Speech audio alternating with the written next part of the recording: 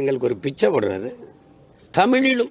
என்ன ஆப்பிரிக்கா ஆஸ்திரேலியாவில் கேட்குறேன், இல்லை உங்கள் ஊர் ஆந்திராவில் கேட்குறேண்ணா. வெங்கடாசலபதி கோயிலில் எங்களுடைய தாய்மொழியில் நீங்கள் குடமுழுக்கு செய்யுங்க. இல்லை ஐயப்பன் கோயிலில் கேட்குறேண்ணா கேரளாவில், இல்லை ஒரிசாவில் பூரி ஜெகநாதர் கோயிலில் கேட்குறேண்ணா.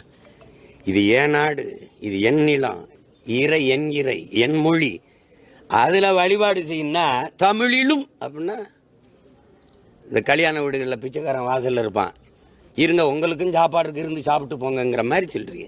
தமிழ்ல நடத்துறதுக்கு நாங்க முன்னாடியே யோசனையில தான் இருந்தோம். ஏற்கனவே கனிஞ்சி பழுத்துட்டு தான் இருந்துச்சு. இப்போ நீங்க சொந்தம் புகை போட்டவன் நான் தான். கனிஞ்சு எங்கிட்ட வச்சு கனியை வச்சுக்கிங்களா சேட்டன்னா கனிஞ்சு ஏன் அதை முதல்ல இல்லை அதெல்லாம் நாங்கள் பண்ணிடுவோம் அப்படின்னு சொல்ல வேண்டியதானே. இதுதான் கனிகிறதா? தமிழிலும் அதான் கனிகிறதா? சிங்கப்பூர்லேருந்து நான் வானூர்தியில் வந்தால் தமிழில் அறிவிப்பு இருக்கும், மலேசியாவில் வந்தால் தமிழில் அறிவிப்பு இருக்கும், அரபு நாடுகளில் வந்தால் தமிழில் அறிவிப்பு இருக்கும். தமிழிலும் அதை ஏற்கிறேன். மலேசியாவில் இருக்க எங்கள் பாட்டன் முருகன் கோயிலில் அவன் தமிழில் மந்திரம் சொல்கிறான், என் கோயிலில் நீங்கள் கோயிலை கட்டினவன் யார்? சமஸ்கிருத மொழியில் வழிபாடு நடக்கணும்னு